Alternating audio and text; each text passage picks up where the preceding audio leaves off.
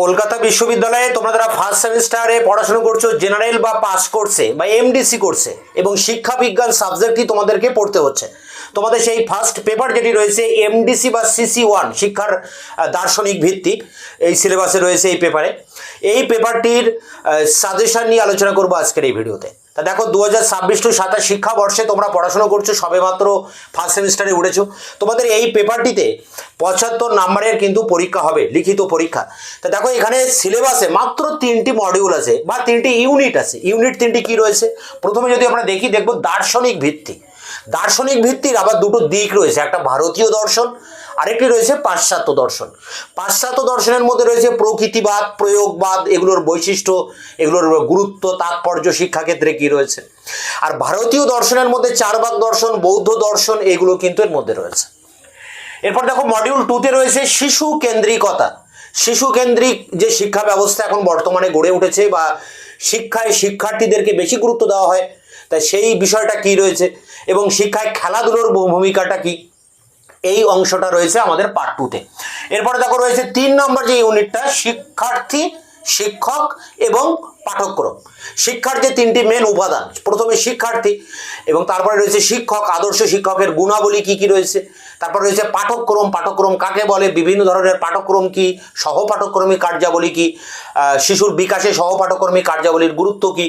এছাড়া রয়েছে এখানে বিভিন্ন প্রতিষ্ঠান, যেমন প্রথাগত শিক্ষা, অপ্রথাগত শিক্ষা, বিদ্যালয়ের কি ভূমিকা, এই সমস্ত দিক নিয়ে রয়েছে আমাদের সিলেবাসে। একেবারে সহজ বিষয়, 3টি ইউনিট। একটাতে প্রথম ইউনিটে দার্শনিক ভিত্তি, প্রয়োগবাদ, প্রকৃতিবাদ, বৌদ্ধ দর্শন। খেলা এবং শিশু কেন্দ্রিকতা সেকেন্ড ইউনিটে রয়েছে এবং থার্ড ইউনিটে রয়েছে শিক্ষার্থী, শিক্ষক এবং পাঠ্যক্রম, বিদ্যালয়। তো এই 3টি ইউনিটের উপরে তোমাদের প্রশ্ন হবে, 3টি ইউনিট থেকে সমানভাবে প্রশ্ন আসবে পরীক্ষায়। এবং এর উপরে যে সাজেশন, আমি একেবারে 3টি ইউনিট আলাদা আলাদা করে তোমাদের বড় প্রশ্ন এবং 5 নম্বরের টিকা প্রশ্নের সাজেশন আলাদা আলাদা করে রেখেছি। এগুলোর মধ্যে তোমরা 100% কমন পাবে। এই সাজেশন একেবারে 100% কমনযোগ্য সাজেশন, এর মধ্যেই তোমরা পেয়ে যাবে সব কমন। এখানে আরেকটা বিষয় হচ্ছে যে এই যে সাজেশন 2026-27 যে এমডিসি সিসি 1 সাজেশন, এই সাজেশনের অনেক প্রশ্নের উত্তর আমি চ্যানেলে আপলোড করে দিয়েছি। ভিডিওর ডেসক্রিপশন বক্সে একটি প্লেলিস্টের লিঙ্ক পাবে, সেখানে বেশিরভাগ প্রশ্নের উত্তর তোমরা পেয়ে যাবে। আর যে প্রশ্নের উত্তরগুলো দেওয়া হয়নি সেগুলো খুব দ্রুত তোমাদের সামনে একের পর এক নিয়ে আসবো। তাহলে এখন আমি অন স্ক্রিনে তুলে ধরছি তোমাদের সামনে কলকাতা বিশ্ববিদ্যালয়ের শিক্ষা বিজ্ঞান general first semester MDC CC 1 2026-27 শিক্ষাবর্ষের সাজেশন, যে জায়গা থেকে তোমরা খাতায় নোট ডাউন করবে। কলকাতা বিশ্ববিদ্যালয় শিক্ষা বিজ্ঞান general MDC CC 1 first semester suggestion 2026-27 unit 1, 2, 3 3টি ইউনিট রয়েছে। ইউনিট 1 থেকে 10 নম্বরের জন্য যে প্রশ্নগুলো করবে, দেখো একটা প্রশ্ন কিন্তু পরীক্ষায় অবশ্যই এখান থেকে লিখতে হবে। প্রয়োগবাদের নীতি ও প্রভাব আলোচনা করো। ডেলস কমিশনের প্রতিবেদন অনুযায়ী শিক্ষার 4টি স্তম্ভ আলোচনা করো। পরটি শিক্ষার লক্ষ্য সম্পর্কে ডেলর কমিশনের অভিমত। পরটি বৌদ্ধ দর্শনের মূল বৈশিষ্ট্য ও প্রভাব আলোচনা করো।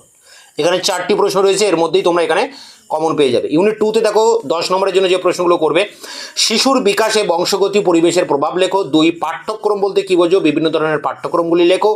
3 সহপাঠক্রমিক কার্যাবলী কি, বিভিন্ন ধরনের সহপাঠক্রমিক কার্যাবলী আলোচনা করো। 4 প্রথা বহির্ভূত শিক্ষা কাকে বলে, প্রথাগত ও অপ্রথাগত শিক্ষা প্রতিষ্ঠানের পার্থক্য বা শিক্ষার পার্থক্য। তাহলে ইউনিট 2 থেকেও 4টি প্রশ্ন রয়েছে, এর মধ্যেই তোমরা 10 নম্বরের প্রশ্ন কমন পাবে। প্রথা বহির্ভূত সহপাঠক্রমিক কার্যাবলী, পাঠ্যক্রম এবং শিশুর বিকাশে বংশগতি পরিবেশ। ইউনিট 3 থেকে 10 নম্বরের জন্য যে প্রশ্নগুলো করবে, খেলা ভিত্তিক শিক্ষা কাকে বলে, কিন্ডারগার্টেন শিক্ষা পদ্ধতি আলোচনা করো। প্রজেক্ট পদ্ধতি কি, এই পদ্ধতির বিভিন্ন স্তরগুলি লেখো। শিক্ষায় প্রকল্প পদ্ধতির বৈশিষ্ট্য এবং সুবিধা অসুবিধা লেখো। মন্তেশ্বরী শিক্ষা ব্যবস্থার প্রধান বৈশিষ্ট্যগুলি লেখো। 4টি প্রশ্ন রয়েছে, খুবই ইম্পর্টেন্ট, এর মধ্যেই তোমরা কমন পাবে। মন্তেশ্বরী শিক্ষা ব্যবস্থা, প্রকল্প পদ্ধতি, প্রজেক্ট পদ্ধতি এবং কিন্ডারগার্টেন পদ্ধতি, এই 4টি পদ্ধতির মধ্যেই তোমরা একটা অবশ্যই পাবে।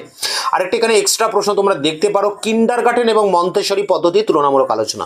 যখন তোমরা মন্তেশ্বরী এবং কিন্ডারগার্টেন আলাদা আলাদা করে পড়বে, তখন দুটোর মধ্যে তোমরা পার্থক্য এমনিতেই করতে পারবে। তো এই 3 ইউনিটের এই প্রশ্নগুলো তোমরা অবশ্যই কিন্তু দেখবে। এর অনেক প্রশ্নের উত্তর আমি চ্যানেলে আপলোড করে দিয়েছি, বাকি প্রশ্নের উত্তর খুব দ্রুত তোমাদের সামনে একের পর এক ভিডিওর ভিতর দিয়ে নিয়ে আসবো। এবার 5 নম্বরের টিকার জন্য ইউনিট 1 থেকে করবে শিক্ষাক্ষেত্রে প্রকৃতিবাদের প্রভাব, শিক্ষার সংকীর্ণ ব্যাপক অর্থ ও পার্থক্য, শিক্ষাক্ষেত্রে প্রয়োগবাদের প্রভাব, ডেলওয়ার কমিশনের সুপারিশ অনুসারে জানার জন্য শিক্ষা, সাংখ্য দর্শনের বৈশিষ্ট্য, বৌদ্ধ দর্শনে অষ্টাঙ্গিক মার্গ। ইউনিট 2 থেকে 5 নম্বরের জন্য যেগুলো করবে, শিশুর বিকাশে বংশগতির প্রভাব, যেটা তোমরা বড়তেই করছো 10 নম্বরের, এখানে আবার টিকাতেও কিন্তু উল্লেখ করা হয়েছে। শিশুর বিকাশে সহপাঠক্রমিক কার্যাবলীর প্রয়োজনীয়তা, শিশু শিক্ষায় বিদ্যালয়ের ভূমিকা, প্রথাগত শিক্ষার বৈশিষ্ট্য, আধুনিক পাঠ্যক্রমের বৈশিষ্ট্য, অপ্রথাগত শিক্ষার বৈশিষ্ট্য। এখানে যেসব প্রশ্নগুলো রয়েছে, অনেক প্রশ্ন কিন্তু তোমরা 10 নম্বরের বড় প্রশ্নের মধ্যেই পড়ছো, সেগুলো আবার টিকাতেও আসতে পারে। দেখো, ইউনিট 3 থেকে 5 নম্বরের টিকার জন্য যেগুলো করবে, শিশু কেন্দ্রিক শিক্ষার ধারণা, খেলাভিত্তিক শিক্ষার বৈশিষ্ট্য, প্রজেক্ট পদ্ধতির গুণাবলী এবং শেষ প্রশ্ন উপহার ও বৃত্তি।